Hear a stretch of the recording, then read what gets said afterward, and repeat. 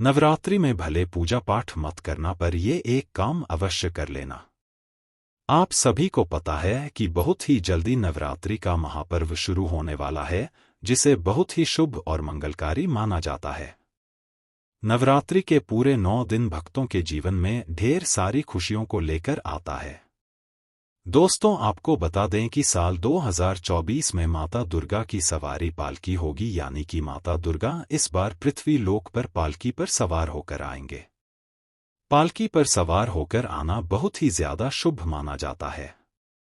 माता दुर्गा का पालकी पर सवार होकर आना बहुत ही ज्यादा कल्याणकारी और शुभ माना जाता है।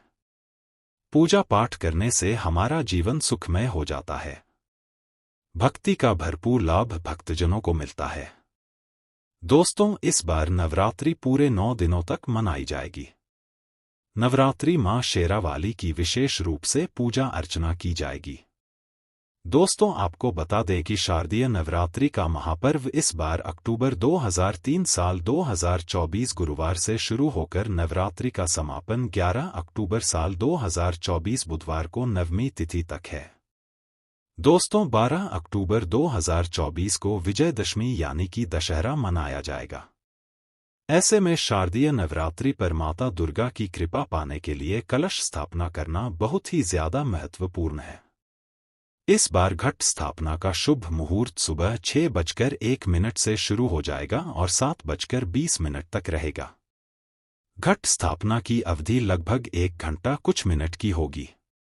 दोस्तों, घट स्थापना का अभिजीत मुहूर्त सुबह 11:45 से दोपहर 12:33 तक रहने वाला है। मुहूर्त में की गई पूजा बहुत ही ज्यादा शुभ और कल्याणकारी मानी जाती है। इससे समस्त देवी देवताओं की कृपा प्राप्त होती है और पूजा पाठ का फल कई लाख गुना मिलता है। ऐसी में जो भी व्यक्ति नवरात्रि से पहले घर से यह चीज बाहर कर देता है तो उसके घर में माता वैष्णो का आगमन सदैव बना रहता है। माता का आगमन उसे घर में होता है और माता रानी उसे घर में अपनी दोनों हाथों से खुशियों को लौट आई है। इसीलिए नवरात्रि आने से पहले घर से यह चीज आपको तुरंत ही हटा देनी है। दोस्तों, आज हम कुछ ऐसी ही गलतियों के बारे में आपको बताएंगे जो अगर आपके घर में भी होती है तो समझ लेना कि माता लक्ष्मी द्वारा आपके घर में कभी भी प्रवेश नहीं करेंगे। ऐसे घर में प्रवेश, फिर चाहे आप कितनी भी पूजा पाठ कर लीजिएगा, फिर चाहे आप कितने भी जतन कर लीजिएगा, फिर चाहे आप कितने भी उपाय कर लीजिएगा, लेकिन ऐसे घर में माता लक्ष्मी और माता दुर्गा कभी प्रवेश नहीं करती है। ऐसे घर से सदैव हमेशा देवी देवता दूर रहते हैं। दोस्तों, आपको यह वीडियो पूरी देखनी होगी, तभी आप इस जानकारी को अच्छे से समझ पाओगे। लेकिन उससे पहले अगर अभी तक आपने वीडियो को लाइक नहीं किया है तो वीडियो को लाइक करके चैनल अनबॉक्स सनातन को सब्सक्राइब करके बेल आइकॉन को दबा देना और कमेंट बॉक्स में सच्ची श्रद्धा से जय माता दी अवश्य लिख देना। दोस्तों, सबसे पहले नवरात्रि के पहले ही आपको अपने घर की और अपने मंदिर की बहुत ही अच्छे तरीके से साफ सफाई कर लेनी है। यानी कि मंदिर के अंदर बिल्कुल भी आपको गंदगी नहीं होनी चाहिए। दोस्तों, अगर आपके घर के मंदिर के अंदर पुरानी गंदे वस्त्र पड़ी हुई है या फिर आपके घर के मंदिर में टूटी फूटी भगवान की मूर्तियां, तस्वीर या फिर फोटो है तो उन्हें अपने घर से निकाल दीजिए। उसके साथ ही अगर आपके घर के मंदिर में माचिस के खाली डिब्बे पड़े हुए हैं तो उन्हें भी बाहर फेंक दे। लेकिन दोस्तों, आपको एक बात का विशेष रूप से ध्यान रखना है कि जब आप अपने घर के मंदिर से पुरानी टूटी फूटी मूर्तियां, तस्वीर या फिर फोटो निकलेंगे तो उन्हें आप इधर उधर कहीं पर मत फेंकना, बल्कि उन्हें नदी में प्रवाहित कर देना। घर में छोटे बच्चों को नवरात्रि का बिल्कुल भी व्रत नहीं रखना चाहिए, क्योंकि दोस्तों, इस व्रत को रखने के लिए शरीर में अधिक शक्ति की आवश्यकता होती है। तो इसीलिए छोटे बच्चे चाहे तो पहले और लास्ट का व्रत रख सकते हैं फलाहार करके, लेकिन उनको ज्यादा व्रत रखने की जरूरत नहीं होती है। दोस्तों, माता शेरावाली की आपके घर में मूर्ति या फोटो या तस्वीर कांच में फ्रेम कराकर रखना चाहिए, और वह कांच अगर कहीं से टूटा हुआ है, अगर वह कांच हल्का सा भी टूट गया है तो आपको या तो उसे कांच को बदलवा देना चाहिए या फिर उसे तस्वीर को नवरात्रि आने से पहले जल में विसर्जित कर देना चाहिए। टूटी मूर्ति की पूजा करने से, टूटी तस्वीर की पूजा करने से आपकी श्रद्धा भक्ति सब कुछ टूट जाता है। आपका व्रत पूरी तरह से खंडित हो जाता है। आपको बिल्कुल भी व्रत का फल नहीं मिल पाता है। दोस्तों, नवरात्रि के जो 9 दिन होते हैं ना, यह अत्यधिक पवित्र होते हैं। इनमें अपवित्रता बिल्कुल भी नहीं चलती है। नवरात्रि के 9 दिन घर को साफ सुथरा एवं पवित्र बनाए रखना बहुत ही ज्यादा आवश्यक होता है। दोस्तों, आपको बता दें कि नवरात्रि के 9 दिनों में हर व्यक्ति को पूरी निष्ठा के साथ ब्रह्मचर्य का पालन करना चाहिए और तामसिक भोजन को भूलकर भी ग्रहण नहीं करना चाहिए। दोस्तों, नवरात्रि 9 दिनों में माता रानी के भक्तों को लहसुन, प्याज, मांस, मदिरा और अंडे से बहुत ही ज्यादा दूरी बना लेनी है। यानी कि नवरात्रि में इन चीजों को भूलकर भी हाथ नहीं लगाना है। खाना तो बहुत दूर देखो दोस्तों, अगर आपने अपने घर में नवरात्रि का व्रत रखा है या ना रखा हो, लेकिन हम नवरात्रि में पूजा पाठ तो अवश्य करते हैं। इसीलिए आपको भी नवरात्रि में इन चीजों को बिल्कुल भी अपने घर में नहीं लाना है, क्योंकि यह चीज हमारी पवित्रता को पूरी तरह से भंग कर देती है।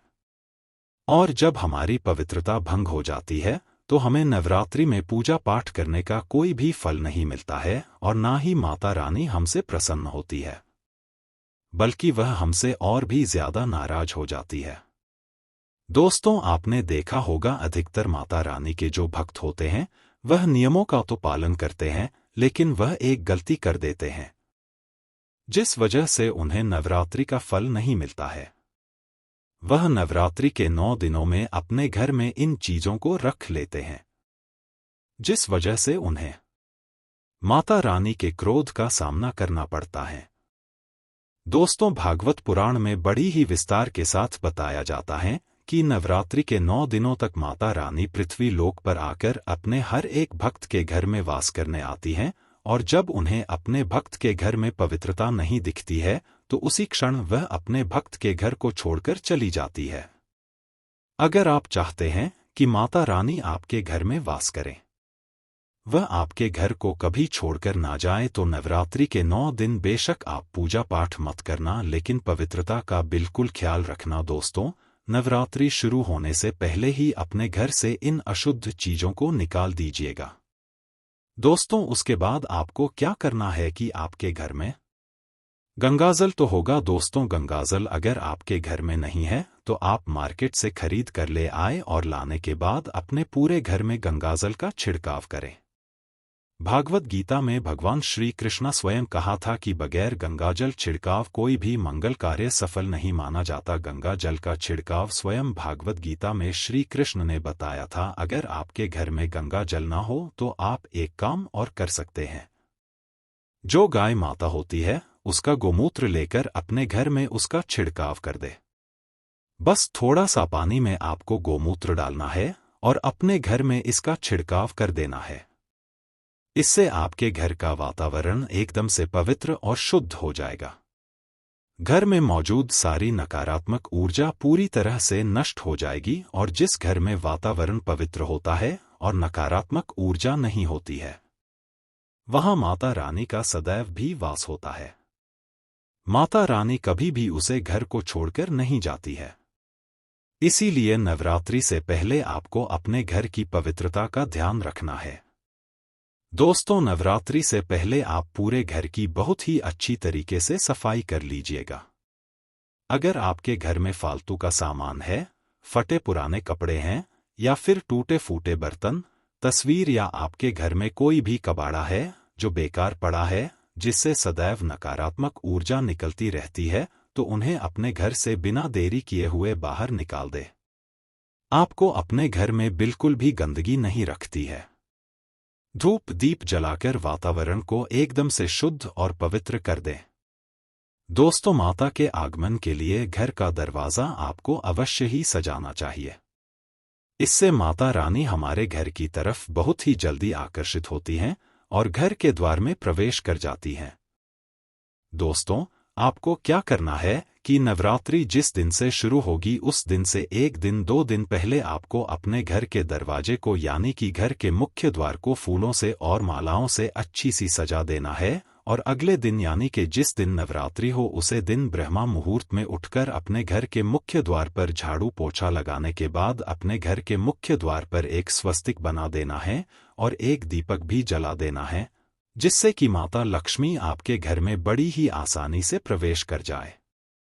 लेकिन हाँ दोस्तों, आपको एक बात का और विशेष रूप से ध्यान रखना है कि नवरात्रि में आपको संध्या के समय यानी कि शाम के समय अपने घर के मुख्य द्वार पर बिल्कुल भी अंधेरा नहीं रखता है, बल्कि आपको अपने घर के मुख्य द्वार पर दीपक या फिर एक बल्ब तो अवश्य ही जलाकर रखना है, क्योंकि जहां पर हमारे घर के मुख्य द्वार पर अंधेरा होता है ना उसे जगह पर माता रानी की बहन दरिद्रता प्रवेश कर जाती है और माता हमारे घर से चली जाती है। दोस्तों, आपने देखा होगा कई लोग तो ऐसे होते हैं जो माता रानी की चौकी तो लगाते हैं, लेकिन चौकी लगाते समय कई सारी गलतियां कर देते हैं। यानी कि माता रानी की चौकी कागज बिछाकर बनाते हैं, जो कि बहुत ही ज्यादा गलत माना जाता है। माता रानी की चौकी के लिए आपको हमेशा चौकी पर लाल कपड़ा ही बिछाना चाहिए। भूल कर भी आपको ना तो कागज बिछाना चाहिए ना ही काला और सफेद कपड़ा बिछाना चाहिए। ध्यान रखना दोस्तों, माता रानी की चौकी बनाने के लिए आपको एकदम से नया लाल वस्त्र लेना है। आप फटा टूटा या फिर पुराना कपड़ा मत ले लीजिएगा, वरना माता रानी आपसे बहुत ज्यादा क्रोधित हो जाएंगे। दोस्तों, अगर आपके घर में देवी देवता की खंडित मूर्ति या फिर खंडित दीपक या फिर फटा हुआ चित्र अगर आपके मंदिर में रखा हुआ है, तो उसे अपने घर के मंदिर से निकलकर किसी पवित्र नदी में विसर्जित कराना, क्योंकि ऐसी मूर्तियां और चित्र दुर्भाग्य को लाते हैं। देवी देवताओं की खंडित मूर्ति की पूजा आपको बिल्कुल भी नहीं करनी चाहिए और ना ही उन्हें घर में रखने की भूल करनी चाहिए, क्योंकि उन्हें घर में रखना बहुत ही ज्यादा अशुभ माना जाता है। दोस्तों, अधिकतर लोग अपनी छत पर या घर के मुख्य द्वार के आसपास कबाड़ा इकट्ठा कर लेते हैं। ऐसा करना बहुत ही ज्यादा अशुभ होता है। अगर आपने भी अपने घर के छत पर या घर के मुख्य द्वार पर कबाड़ा इकट्ठा कर रखा है, तो उसे वहां से जल्द ही हटा दीजिएगा, वरना माता रानी का आशीर्वाद आपको नहीं मिलेगा। नवरात्रि में देवी मां पूरे 9 दिन तक अपने भक्तों के घर में वास करती हैं। ऐसे में घर के वातावरण का शुद्ध होना बहुत जरूरी हो जाता है। इसलिए नवरात्रि की सफाई में घर से प्याज, लहसुन, अंडा, मासूम मछली या शराब जैसी चीजें घर से बाहर निकाल देनी चाहिए। नवरात्रि की सफाई में घर के फटे पुराने कपड़े या बेकार पड़े जूते चप्पलों को भी बाहर कर देना चाहिए। इसके अलावा कांच के चटके या टूटे बर्तनों को भी घर से निकाल दे। घर के किसी हिस्से में कूड़ा या बेकार सामान नहीं होना चाहिए। इस तरह की चीजें घर में नकारात्मक ऊर्जा का कारण बनती हैं। अगर आपके घर में कहीं बंद या बेकार घड़ी पड़ी हुई है, तो उसे भी घर से निकालने का मन बना लें। घर में बंद घड़ी को बहुत अशुभ समझा जाता है, या ना सिर्फ हमारी तरक्की में बाधा उत्पन्न करती है, बल्कि हमारा बुरा समय भी लेकर आती है। अगर आपके घर की रसोई में खराब आचार या खाने का कोई खराब सामान रखा है, तो उसे भी सफाई के वक्त बाहर कर दे। घर में खाने पीने की चीजों के यूं खराब पड़े रहने से मां दुर्गा नाराज हो जाती हैं। दोस्तों, हमारे द्वारा दी गई यहाँ नवरात्रि से जुड़ी जानकारी आपको अच्छी लगी हो और अगर आप भी सच्चे हृदय से माता लक्ष्मी और माता दुर्गा का अपने घर में आगमन दें, तो कमेंट बॉक्स में जय माता दी अवश्य लिखना और इन नियमों का पालन बड़ी ही सच्ची श्रद्धा और भक्ति के साथ करना, तो निश्चित ही माता लक्ष्मी आपके घर में प्रवेश करेंगे और माता दुर्गा भी आपके घर में प्रवेश करेंगे और आपका हर काम सफल होगा और माता दुर्गा का आशीर्वाद आपके जीवन में बना रहेगा। तो दोस्तों, हम मिलेंगे आपसे अगली वीडियो में एक नई जानकारी के साथ। तब तक के लिए कोटि कोटि धन्यवाद। प्लीज सब्सक्राइब अनबॉक्स सनातन और पूरी वीडियो अवश्य देखें।